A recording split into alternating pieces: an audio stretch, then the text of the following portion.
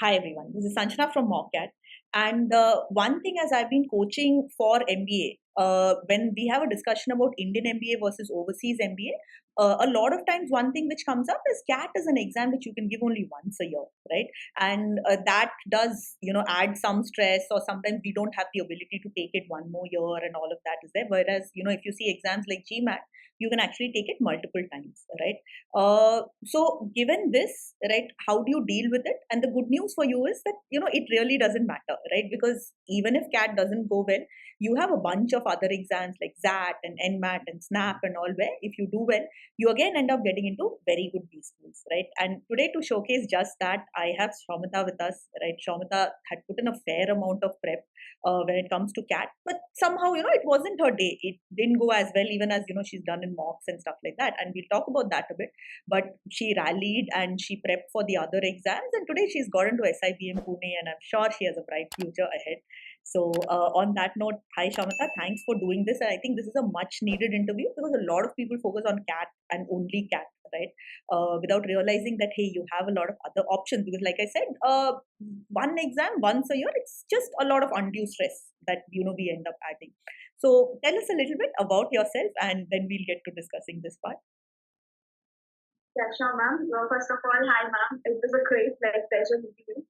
So, firstly, I want to say that I have my background in economics. So, I did my undergraduation, plus I have a master's degree in economics.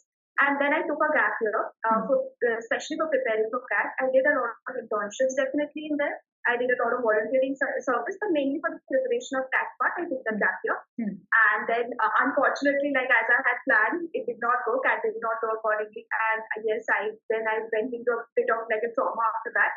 But then I got up, sir helped me, ma'am helped me to like come out of that, and then I prepped for SNAP, XAT, and fortunately today I got in the first merit list of SIBM tuning. So yeah, all thanks goes to Mockat and ma'am and sir.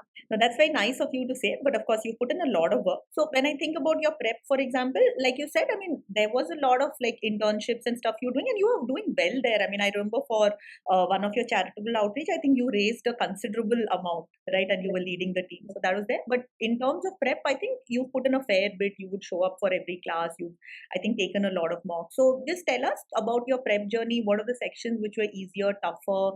What did you do? And what would you recommend somebody, say if someone's starting their CAT prep now, what all should they be doing? So yeah, definitely. I did prepare a lot. Like I knew that I had taken one gap year, so I have to like get the college whatever I can this year only, because I had my family pressure. So the CAT prep I took it very very seriously, and I remember I joined Mockat at in the month of like January or February. And since then, I have been like going through the lessons and then doing the like sectional tests that we have on Mockat's platforms and taking the mocks. I think mocks started in like I started taking mocks at like in the month of around April or May. And then after that, each mock, like sir and ma'am used to take like special classes for just the mock, so that each and every question that we are going through and whatever difficulties we're having, it gets cleared there.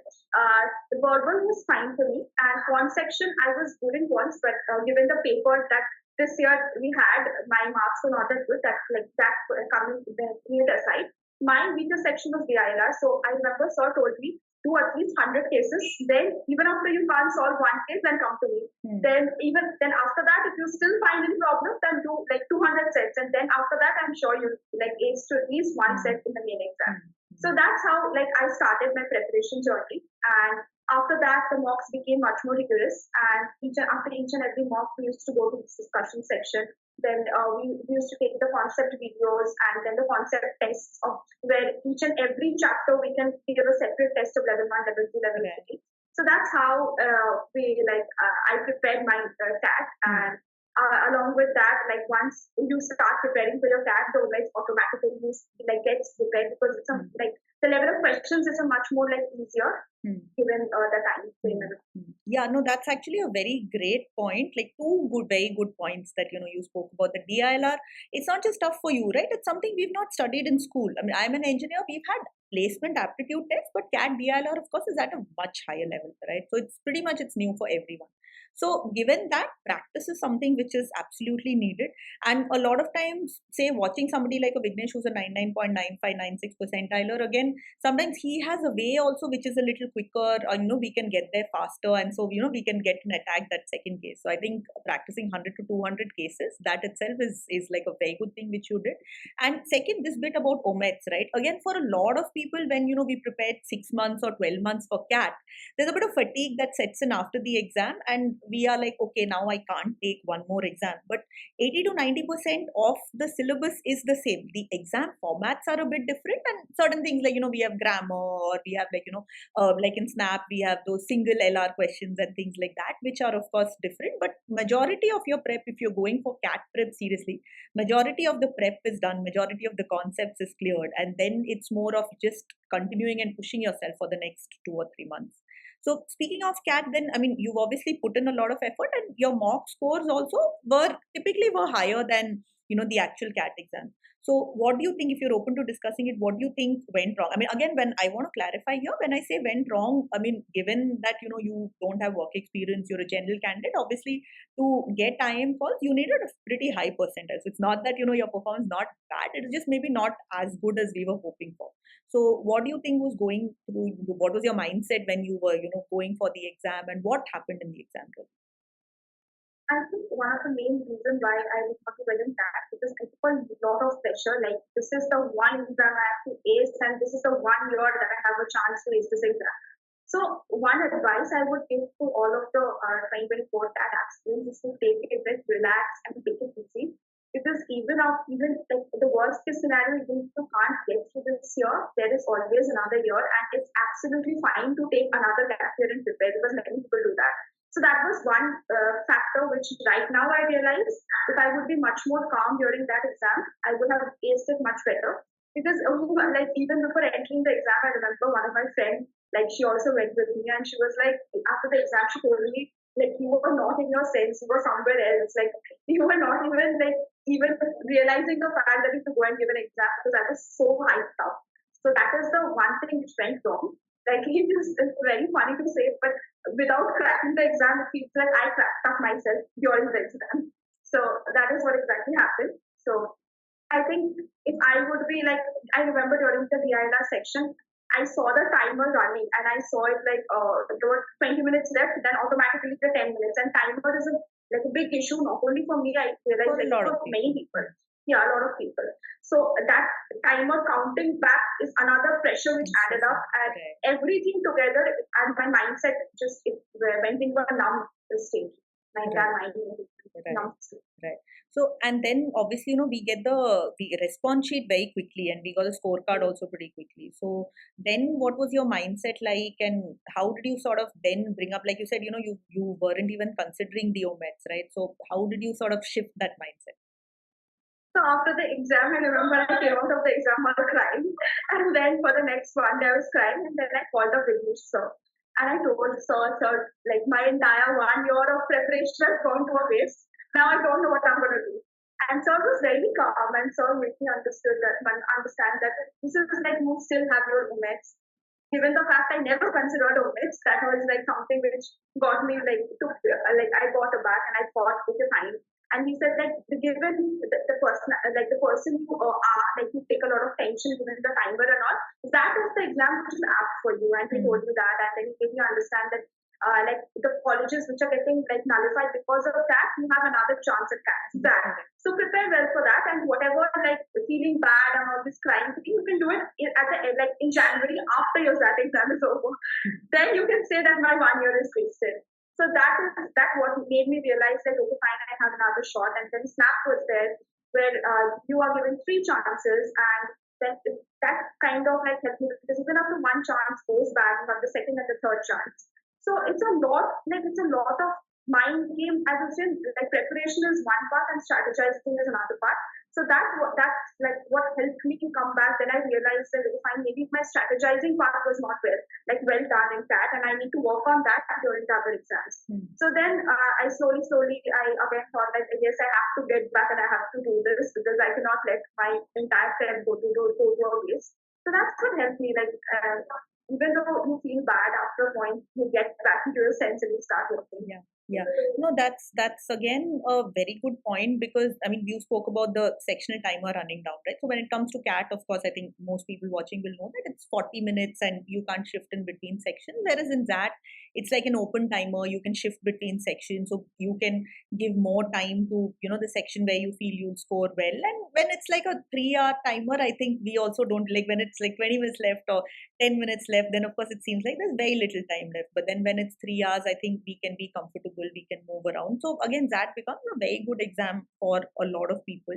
And SNAP, again, yeah, I personally feel the way they do it, where you can take it 3 times and they just look at your best score. It's not the average of 2 or anything like that, right? So I think that again is good, and that's what I think worked for you, because the first time you got a good percentile. The second time is where you got your highest percent, you got 99 plus, and obviously ended up getting the SIBM call. So what do you think went right for you in the SNAP exam? For me, I think one of my strengths is that I can solve very quickly, especially the quants part. My strength is my speed. So even though here there was a timer running, but the sums were much more easier, and it was something which I solved once and I knew how to go through about the process. Because my prep part for CAT was strong, so here automatically the quants level becomes very easy for a SNAP, like a person who is giving SNAP, who is a CAT aspirant. So that speed helped me, and plus the English part was fine for me anyways. And that part is also not like they give you big sets to solve. Even though they give you some linear arrangement or some circular arrangement, those are very small and it's doable. So my strategy was firstly I'm going to target the quant, and I divided it into 3 parts, 20, 20, 20. So for the first 20, whatever questions, even though I cannot finish the quants, many people do this thing wrong, they try to finish one section and then they go to the next. So my strategy was I allocate this 20 minutes, and whatever sums I'm going to I'll be able to solve, I'm going to solve it, and then I'm going to move on to the next section. And English took English did not take the entire 20 minutes. English I finished it around 6 to 7 minutes. So I had that extra time. So at the end, whatever questions I couldn't do or quant or whatever was left for the LR section, I went back again to the section and I completed it. So this way I covered the entire exam, and fortunately it went well. Yeah, no, because I mean SNAP, while it's easier, of course you have to solve more questions, because in CAT, I mean about 75 marks was the 99 percentile last year. This is out of 198, right? Whereas in SNAP you have to get 40 plus marks to get that same 98 or 99 percentile. Yours was above 40 marks. So yeah, so speed is something which helps, but the strategy again is something which is of course required. So that's good to know. And in fact, I do also recommend something similar. So if you're starting with verbal, for example, just take 10 minutes for that, finish as many questions. You don't have an RC, so you can quickly solve it and then go to the next one. So again, so that's good to hear.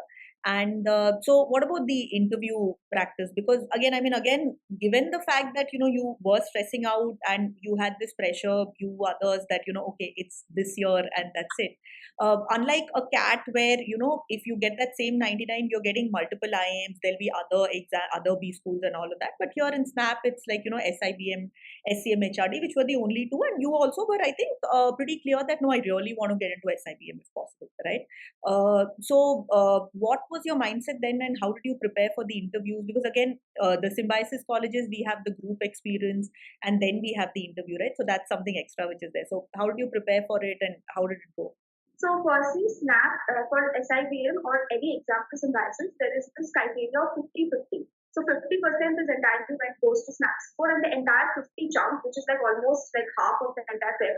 So that is for GPI. So if someone, even after scoring 99 plus, if they cannot do the GPI well, they get they don't get selected into this SIBM or SCM these colleges. So GPI is equally important to SNAP. It's half of the journey we can see. So for that, I did not take any other help other than sir, because not much time was left, or they did not just give us around 2 weeks time after the SNAP scorecard, and scorecard was released and the main interview was taking place.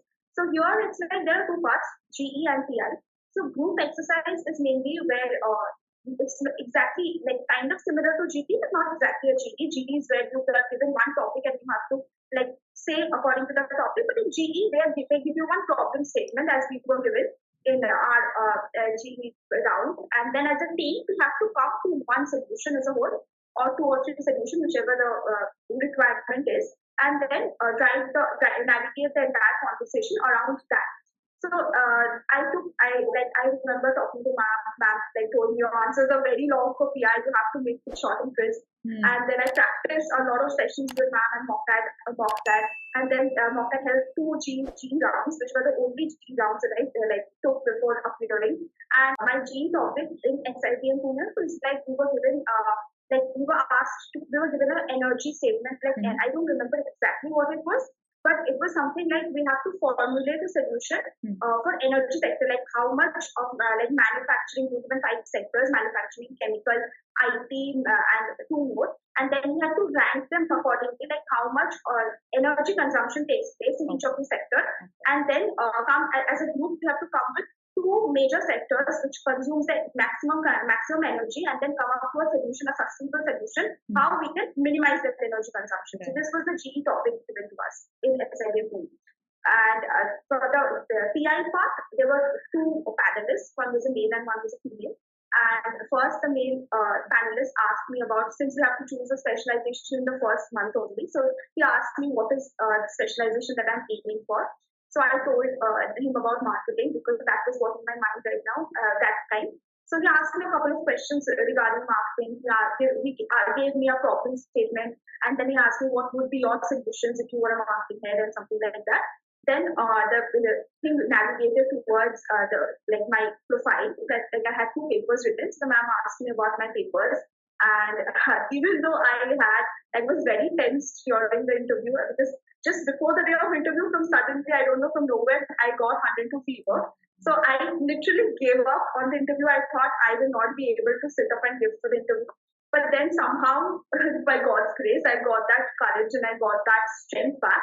And I gave my interview, and I think HCMHRD's interview, which was just 2 days back, acted as like a catalyst to me because there I spoke and I knew how to navigate and how to be confident in front of the camera. So that confidence added here, and I think that is what it made me ace my interview. Now I remember yelling at you also. You pretty much were thinking that, okay, things are going wrong and why is this happening? But then you had done a great job, and like you said, you ended up cracking it the first time itself. So great. So that's really good. And I personally I really like the G that they have there because as a group, you need to sort of, not just come up with creative, innovative solutions, but they're also seeing, are you going to be a leader? Are you a good team player? You got to convince, if you have chosen, with your example, for instance, if you've chosen a couple of sectors, then you need to convince the others. And, there's a lot that goes there. So I think that was a great strategy, scheduling the SEM HRD experience before the SIBM so that it's like a dry run of sorts. So that's great. Okay, now Soumita, we come to the fun stuff. We've been speaking about how you've been practicing and preparing and taking a year and all of that. So now we'll do a small rapid fire of sorts, right? Mm-hmm. So your answers, we're just speaking about it. Your answers can be long or short, that's fine. But the rule is just you can't think. You have to just go ahead and answer. Mm-hmm. That's it. Okay. So of the exams which you gave, right, XAT, XAT and SNAP, which was the least stressful and which was the most stressful? Most stressful was definitely that. And least stressful, I would say that, because there is a 3-hour timer and you don't have to think much. You just have to navigate the sections to just give your answers. Right. And which is your favorite section? Verbal, LR or quant? In that, I would say definitely verbal because my LR was a bit not that strong. And quants, even though I was confident about this year, something like the paper was extremely difficult for quants and I did not do well. So yeah, verbal. Okay. And what is one quality that you feel every MBA aspirant should have? I think one quality that every MBA aspirant should have is about you need to be confident because even if you do not know some answers or if you have some wrong answers, like I remember in my SIBM interview, I just messed up a little bit, but I gave that answer so confidently, the people the panelists might have liked my attitude and that's why I got selected. So confidence is something which I think is a very great differentiating factor because even if they try to kind of stress you out, if you have your mind composed, and you show them that, yes, this is what I want and I will ace it. I think that attitude is what makes a great difference. Okay. And do you think you were confident in the SIBM interview because you already had a good SNAP percentile?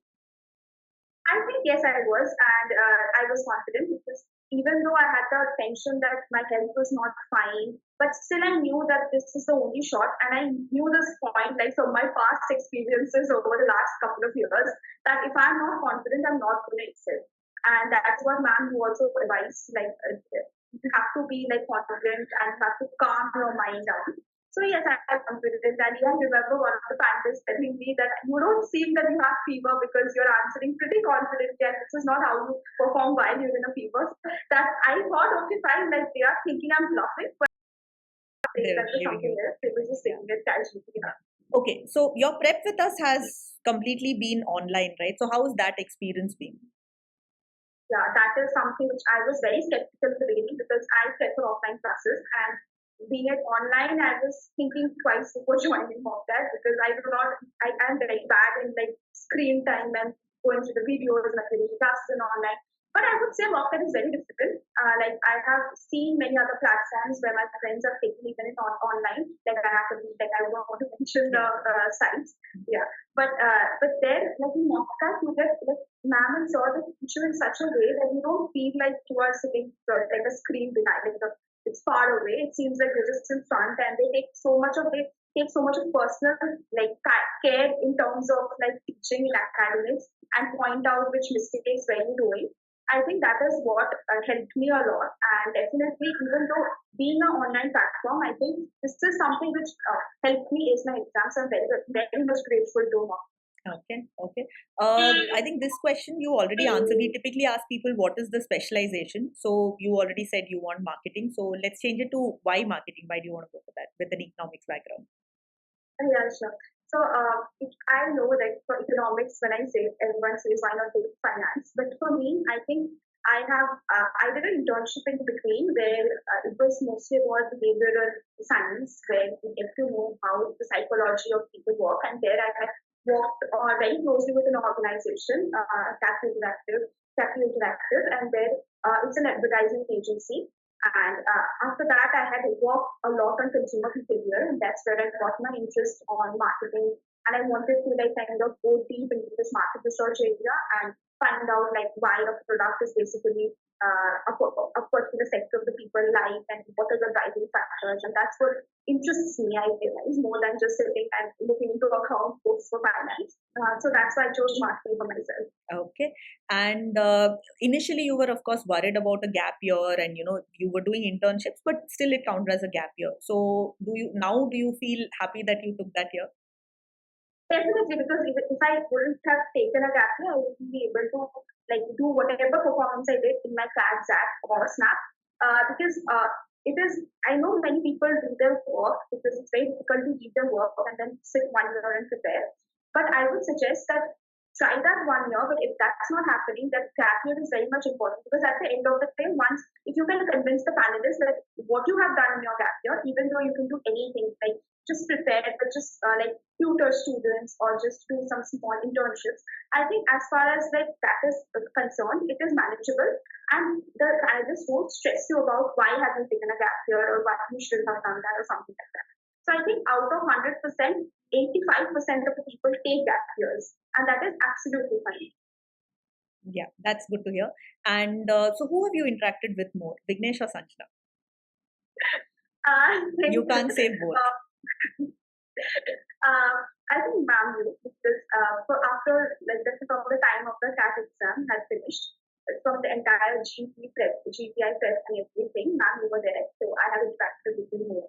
Definitely, I had a long call with Vijay sir when he motivated me to get over my CAT score and work harder for SNAP. But other than that, given after that the GPI prep, I have interacted with you. And I would also like to add that one factor that differentiates Mockat from all other platforms is like the personal care that ma'am and sir takes, like making you understand, sitting with you till 12 like AM at night if you have any doubt after class, and making sure that all your doubts get cleared. I remember with sir, sessions used to go on after like it used to extend 2 hours, 3 hours because there used to be like some problems each and everyone used to have, and like they used to make sure that even if you don't understand one solution, they have another 2, 3 solutions ready for you to make you understand in some different aspects. So that is what is like a very big differentiating factor. Okay, thanks for that. And so, speed or accuracy, which is more important? I think For CAT, accuracy. For SNAP, speed. Okay, good answer there. And so, what is one feature or one aspect of Mockat that maybe you made the most use of, or that you would recommend to CAT 24 aspirants? I made the most use of the lessons. The lessons I went through once, twice, thrice. Whenever I kind of forgot a point, I went back to the lessons, and then all concepts of like made like understood in such an amazing way that you can sit back and go through it. Like even in like once you go through it in 1x speed, the next time you can go through it 2x speed, 3x speed, whatever. And that is like one thing which I made the most use. Okay. The lessons. Okay. And last question, what is one advice that you would give to CAT 24 aspirants? From my experience, I would say, guys, calm down. It is okay. Life is not ending up with CAT. You have a lot of other exams, and even after the worst case scenario, if you don't ace any exam, you have another year. So I know, given my experience, it's very easy to say, but very difficult to do that. But if you're not calm and you're not composed, and you don't take this exam in a very relaxed manner, you're not going to ace it. Because I have done my prep, but just because of this one point, even after ma'am and sir telling me repeatedly that calm down, don't take tension, your prep is done, I messed it up. So I don't want the next batch or whoever is like preparing right now to do the same mistake that I did. Great. Great, yeah. So thanks a lot, Soumita. I think this experience is something which hopefully, helps a lot of people understand, like you said, that life's not over with CAT. If you don't do as well as you hope, you have a bunch of other exams. And at the end of the day, I mean, it's getting into a top B school that counts. And more than that, as you very correctly pointed out, I don't think any institute or any company cares which year you get in, right? It's more about have you put in the prep, have you cracked any one of these exams, and which institute is it that you are. And I think that's your advice is something hopefully that will inspire a lot of people. So thanks for that. All the best for CAT 2024.